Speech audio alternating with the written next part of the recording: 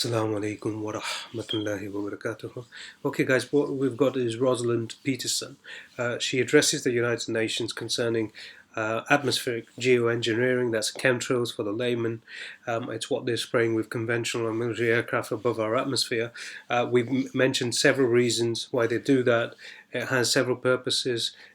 One of the core purposes is along with it being used for holographic technology as a screen so that they could project onto it, but also to manipulate the weather. It has barium, strontium, aluminum, and other nanoparticulates within the chemtrails, and it's used to manipulate the weather. We've discussed Dajjal's weather manipulation technology and how perhaps this is something that they're refining, and they have been refining for many years. We've shared again many vlogs on this with a lot of information and data in that. This is an interesting address. She's addressing the United Nations about this, and it's a very real phenomena. We see it happening, and they're using it also to include this system. It's quite useful. Like I've brought your attention to this particular phenomena more than a dozen times, where they're spraying during sunrise, midday, and sunset around the sun, and that's to hide the solar sun simulator. We've discussed how this technology is being used to occlude our sun and these other celestial bodies that seem to have come in and merged with our solar system, along with An-Najm Thaqib, which is sharing a barycenter with our sun and tearing our sun's surface atmosphere out and creating a secretion disk around itself. Again, that's another topic for another time. Well, let's just watch this right now. Good afternoon, ladies and gentlemen, Mr. Chairman. It is a pleasure to be here to speak with all of you today. One of the things that I would like to say is that we are in a global drumbeat right at the moment, talking about climate change and global warming. One of the things that is affected by climate change is agriculture. But some of what we are seeing is man-made, but man-made in a different way than you may guess. Weather modification programs, experimental ones done by private companies, done by the United States government, done by states across the United States, are underway. There's more than 50 of them in operation across the United States. All of these impact agriculture because they change the microclimates needed for agriculture to survive. None of these programs that I know of today, and this is all public record, are available at any time with oversight, agricultural oversight or public oversight. These programs impact agriculture, and there are programs around the world, international corporations, are modifying our weather all the time, and they're modifying it in ways that cover thousands and thousands of square miles. Most of it is chemically altered, so that what happens is that we are putting chemicals, ground-based chemicals that are shot into the air, or chemicals coming from airplanes that change and modify our weather. So one of the things that I'm concerned about and that we need to address in the future is how these programs are impacting microclimates needed for our crops to survive and needed for pollination. If we change the growing season, the pollinators may not survive, and also our crops, our flowers, and our tree crops may not get the pollination needed. So one of my areas is looking at this situation to see if we can begin to put under control experimental and other types of weather modification programs. The other issue is that a lot of times we're talking about mitigation for climate change. It's rather an undefined term at this period of time. And so what happens is that many times we're talking about artificially putting chemicals like sulfur or particulates into the atmosphere in what they call geoengineering schemes to reduce and help the planet, supposedly, but help the planet to not go through such a tremendous global climate change and to mitigate global warming. However, the incidence of putting chemicals into our atmosphere is going to change and impact agricultural crop production. And if you take and you put up into our skies chemicals to reduce the amount of sunlight reaching the earth, you are going to begin to reduce crop production. Studies at the University of Illinois on corn crop production show reductions. Without the process of photosynthesis, whereby plants from direct sunlight gain the energy to grow, to produce crops, we are going to find ourselves, if we mitigate in that direction, impacting the crop production not only here in the United States, but worldwide.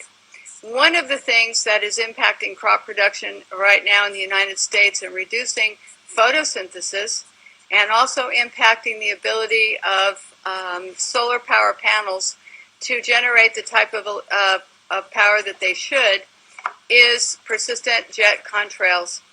NASA talks about persistent jet contrails as exacerbating global warming because they trap warmth in the atmosphere when they produce cirrus and man-made clouds. NASA also talks about that that these aircraft leaving persistent contrails are changing our climate.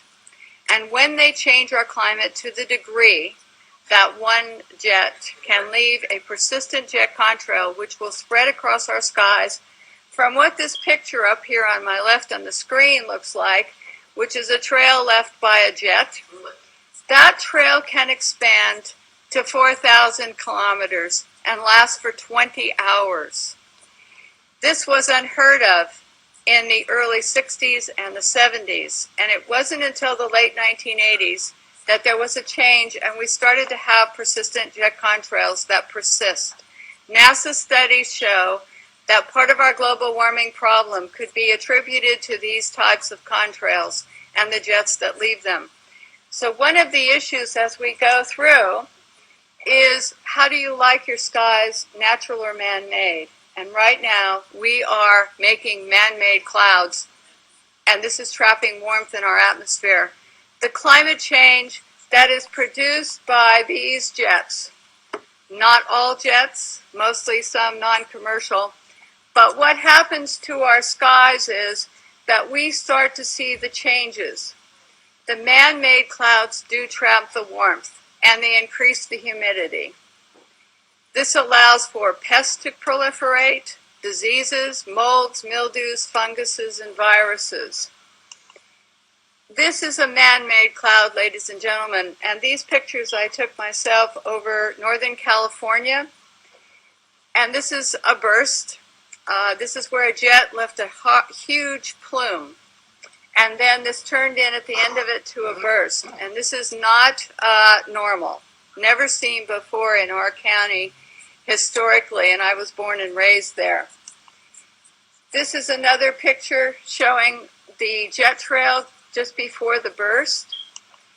This is our skies, and I want you to know that what you're seeing now, a lot of times many scientists know, especially at NASA and in other areas, that the skies that we're seeing are not normal cloud formations.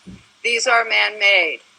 And what happens as we reduce the amount of sunlight in a form of global dimming, we reduce the solar power with these type of clouds, and we reduce photosynthesis, which is going to impact agriculture. The pictures look odd. The formations don't look like normal clouds that people have seen before historically.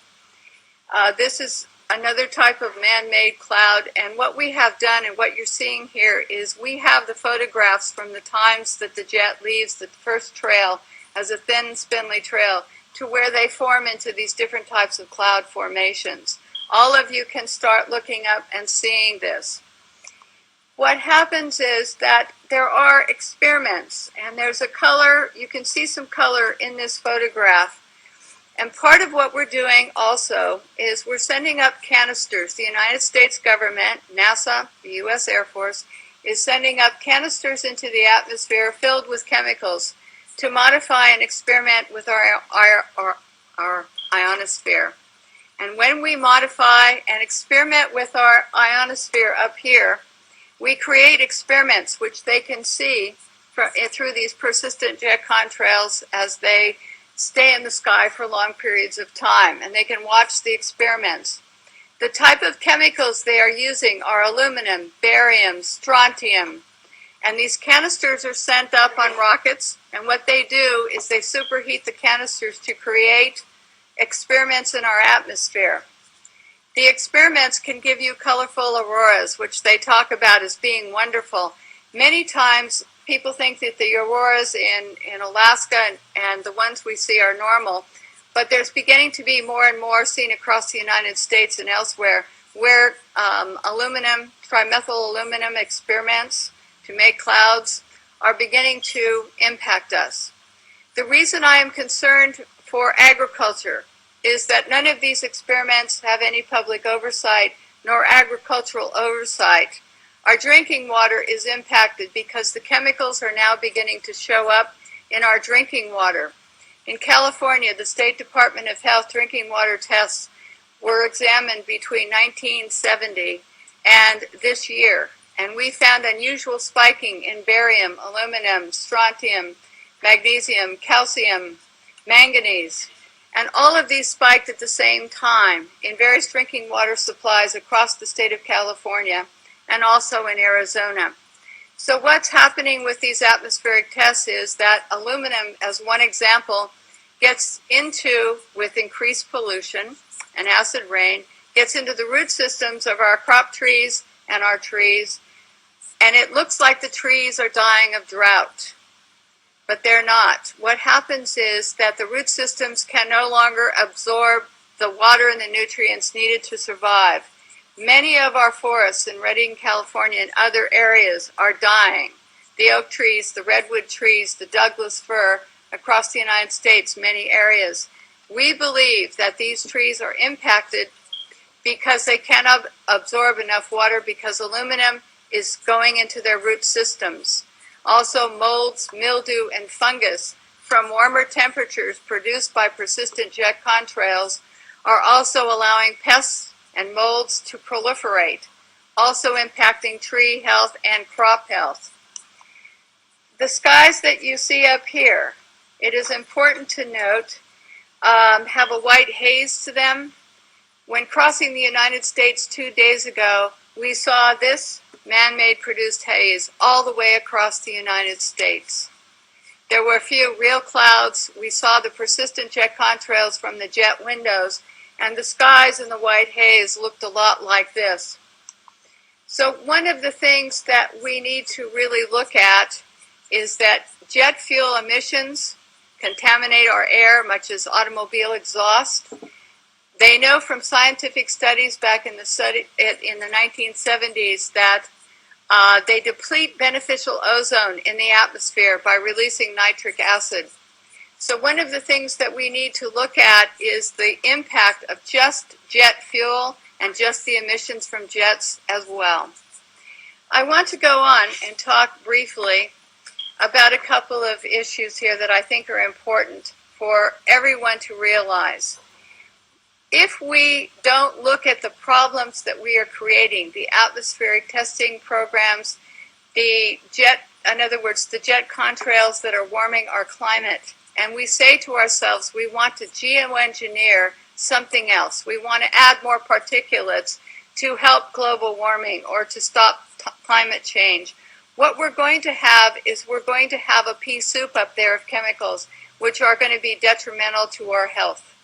It is much better to take the EPA model of the 1970s, where the Environmental Protection Agency was designed to put in regulations to reduce the pollution at its source, to reduce and put caps on how much pollution corporations, cars, automobiles were putting into the atmosphere. One of the things that we're talking about as mitigation is to go into geoengineering plans which add more chemicals to our atmosphere, which are going to get into our drinking water supplies, which are going to get into our soils, which are going to impact our trees. Our trees across the United States, many of them in many areas, especially Mendocino, Lake, and Sonoma County, are dying. They are not healthy as they used to be.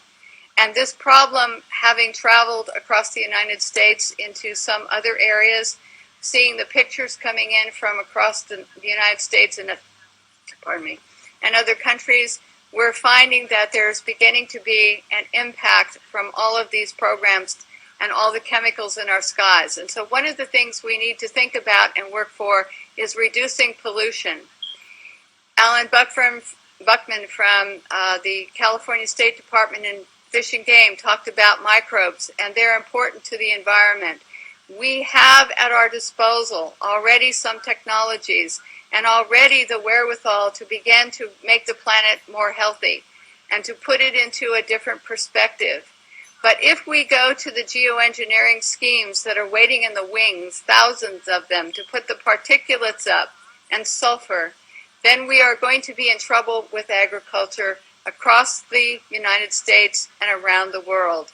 It is time that we look at some different solutions that are already here, and it's time that we look at what's happening in our skies and say we don't need to add any more chemicals, we are doing enough. And what these experiments in our skies are doing with atmospheric heating and testing, we don't know, but the chemicals are showing up in our drinking water. So in closing, I would like to say to all of you and to encourage you to know that just what I showed you today is beginning to impact crop production in the United States. And we're seeing higher UV radiation that is burning the tips of our trees and our plants. We see the molds and mildews growing here, and we see all of this, and we hope that all of you will consider before you think of mitigation and just go forward with some of the plans that are being sold to you as almost a cap and trade situation